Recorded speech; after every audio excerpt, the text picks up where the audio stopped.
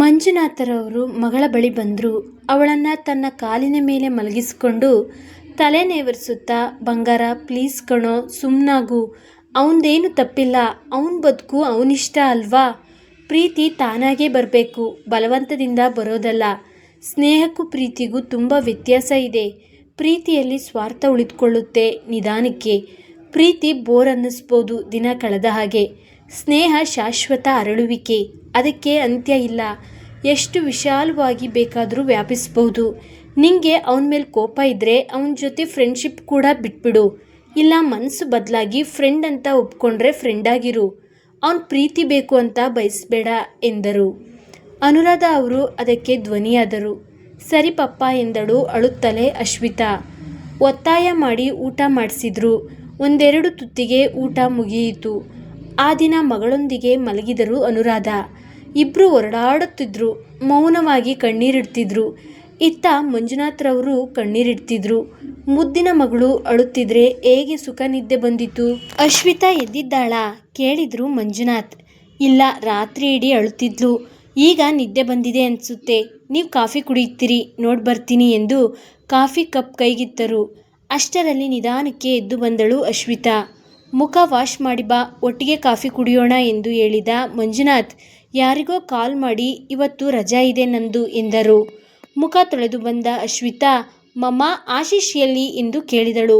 Special class ಇದೆ ಅಂತ ಸ್ವಲ್ಪ ಬೇಗ ಹೋದ ಕಣೆ ಎಂದರು. ನೀನಿವತ್ತು ಕಾಲೇಜ್ ಹೋಗೋದೇನು ಬೇಡ, ನಾನು ರಜೆ ಹಾಕಿದ್ದೀನಿ. ಎಲ್ಲರೂ ಸಂಜೆ ಆಶೀಶ್ ಬಂದ ನಂತರ ದೇವಸ್ಥಾನಕ್ಕೆ ಹೋಗಿ ಬರೋಣ ಎಂದರು ಮಂಜುನಾಥ್. ನಾನು ಇನ್ನೂ 2 ದಿನ ಕಾಲೇಜ್ ಹೋಗಲ್ಲ ಪಪ್ಪ ಎಂದಳು. ಆಯ್ತಮ್ಮ, ಮನಸ್ಸು ಸ್ವಲ್ಪ ಸರಿಯಾದ ನಂತರನೇ ಹೋಗುವಿಯಂತೆ ಎಂದರು. ಸ್ವಲ್ಪ ತಿಂಡಿ ತಿಂದ ಶಾಸ್ತ್ರ ಮಾಡಿ ಮತ್ತೆ ರೂಮ್ ಹತ್ತ ತೆರಳಿದಳು. ಆಕಾಶ್ನ ಮೆಸೇಜ್ ಇತ್ತು. ಆಕಾಶ್ ಹೆಸರು ನೋಡಿದ್ದೆ ಕಣ್ಣು ಅರಳಿತು. ಐ ಲವ್ ಯು ಎಂದು ರಿಪ್ಲೈ ಮಾಡಿದಳು. ಇತ್ತ ಆಕಾಶ್ ಕೂಡ ರಾತ್ರಿ ನಿದ್ದೆ ಇರದೆ ಹೊರಳಾಡಿದ್ದ. ಅವನು ಸ್ನೇಹವನ್ನು ಕಳೆದುಕೊಳ್ಳಲಾರ, ಪ್ರೀತಿಯನ್ನು ಕಳೆದುಕೊಳ್ಳಲಾರ. ಮನಸ್ಸಿಗೆ ಗಾಯವಾದಂತೆ ಚಡಪಡಿಸುತ್ತಿದ್ದ. ಅವಳ ಮೆಸೇಜ್ ನೋಡಿದ್ದೆ ಆಕಾಶ್ನ ಗಾಯ ಹಣ್ಣಾಗಿ ಒಡೆದಂಥ ನೋವು. ನಾನು ಇವಳ ಜೊತೆ ಕಾಂಟ್ಯಾಕ್ಟ್ ಇರುವುದೇ ತಪ್ಪು. ಅವಳು ಸುಖವಾಗಿರಬೇಕೆಂದ್ರೆ ನಾನು ಇವಳಿಂದ ದೂರವಾಗಲೇಬೇಕು ಎಂದು ನಿರ್ಧರಿಸಿದವನೇ. ಪ್ರೀತಿ ಅಂದ್ರೇನು ಅಂದ್ಕೊಂಡಿದೀಯಾ?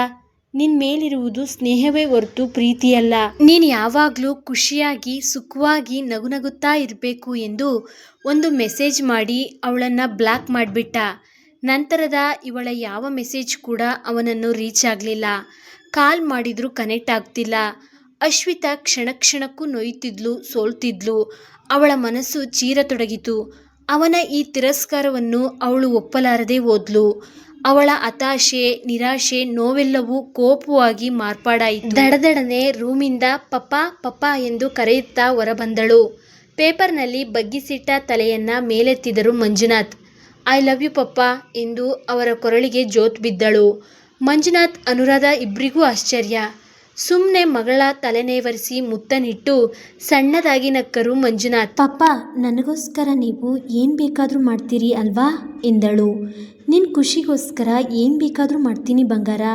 ನೀನು ಖುಷಿಯಾಗಿದ್ರಿ ಅಷ್ಟೇ ಸಾಕು ನನಗೆ ಎಂದರು.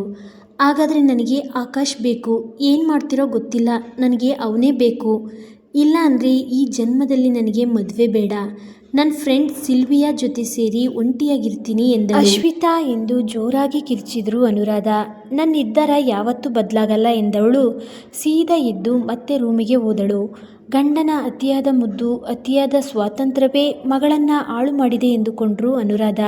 ಆದರೆ ಅದನ್ನು ಹೇಳಿ ನೊಂದಿರುವ ಗಂಡನ ಮನಸ್ಸನ್ನು ಇನ್ನಷ್ಟು ನೋಯಿಸಲು ಇಷ್ಟಪಡಲಿಲ್ಲ. ರೀ, ಏನು ಮಾಡೋದೀಗ ಎಂದು ಭಾರವಾದ ಮನಸ್ಸಿಂದ ಮೆಲ್ಲನೆ ಕೇಳುತ್ತಾ ಗಂಡನ ಪಕ್ಕ ಕುಳಿತರು. ನೋಡೋಣ, ನೀನೇನು ಟೆನ್ಷನ್ ಮಾಡ್ಕೋಬೇಡ ಎನ್ನುತ್ತಾ ತಮ್ಮ ಸಹೋದ್ಯೋಗಿ ರಾಮನಾಥ್ಗೆ ಕಾಲ್ ಮಾಡಿ ಇನ್ನೊಂದು 2 ಡೇಸ್ ಲೀವ್ ಎಕ್ಸ್ಟೆಂಡ್ ಮಾಡು ಎಂದರು. ಏನು ಮಾಡಬೇಕು ಅಂದ್ಕೊಂಡಿದ್ದೀರಿ? ನೀವು ತುಂಬ ಟೆನ್ಷನ್ ಮಾಡ್ಕೋಬೇಡ್ರಿ ಎನ್ನುತ್ತಾ ಗಂಡನ ಕೈ ಹಿಡಿದ್ರು. ಗಂಡ ಮನೆ ಮಕ್ಕಳಿಗಾಗೇ ಬದುಕುವ ಜೀವವದು. ಯಾರಿಗೆ ನೋವಾದರೂ ಅವರು ಸಹಿಸಲಾರರು.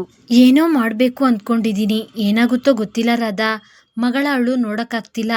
ಹುಡುಗ ಹೇಗೋ ಕೆಟ್ಟವನಲ್ಲ, ಮದುವೆ ಆದರೆ ಚೆನ್ನಾಗಿ ನೋಡ್ಕೋತಾನಲ್ವಾ ಎಂದರು. ಹುಡುಗನ ಬಗ್ಗೆ ಮಾತಿಲ್ಲ ರೀ, ಆದರೆ ಅವನು ಬೇರೆ ಹುಡುಗಿನ ಲವ್ ಮಾಡ್ತಿದ್ದೀನಿ ಅಂದಿದ್ದಾನೆ.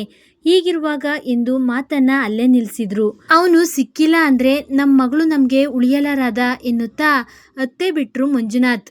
ಗಂಡನ ಈ ಸಂಕಟವನ್ನು ತಡೆಯಲಾರರು ಅನುರಾಧ.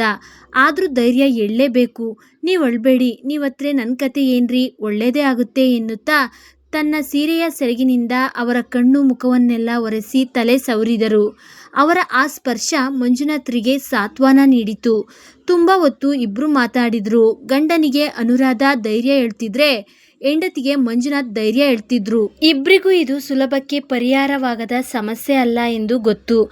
ಆದರೂ ಒಬ್ರಿಗೊಬ್ರು ಸಂತೈಸುತ್ತಿದ್ರು. ನೋವಿನಲ್ಲಿ ಸಂಗಾತಿ ಇದ್ರೆ ಅರ್ಧ ನೋವು ಮಾಯವಾದತ್ತೆ ಎಂದ್ಕೊಂಡ್ರು ಇಬ್ರು. ಬಹುಶಃ ಅಶ್ವಿತಾ ಈ ಸನ್ನಿವೇಶ ನೋಡಿದ್ರೆ ತನ್ನ ಹಠ ನಿಲ್ಲಿಸ್ತಿದ್ಲೇನೋ. ರಾಧಾ, ನೀನು ನನ್ನ ಯಾವತ್ತೂ ತಪ್ಪು ತಿಳಿಯಲ್ಲ ಅಲ್ವಾ ಎಂದು ಕೇಳಿದ್ರು ಮಂಜುನಾಥ್. ಇಲ್ಲ ರೀ, ಯಾಕೆ ಹೀಗೆಲ್ಲ ಮಾತಾಡ್ತಿದ್ದೀರಿ ಎಂದು ಕೇಳಿದ್ರು ಅನುರಾಧ. ಏನಿಲ್ಲ ಎಂದ್ರು. ಗಂಡನ ಮನಸ್ಸು ಸರಿಯಿಲ್ಲ ಅನಿಸಿ ತುಂಬ ಯೋಚನೆ ಮಾಡಬೇಡಿ, ಬಿಸಿ ಬಿಸಿ ಕಾಫಿ ತರ್ತೀನಿ ಎನ್ನುತ್ತಾ ಒಳಗೋದ್ರು ಅನುರಾಧ.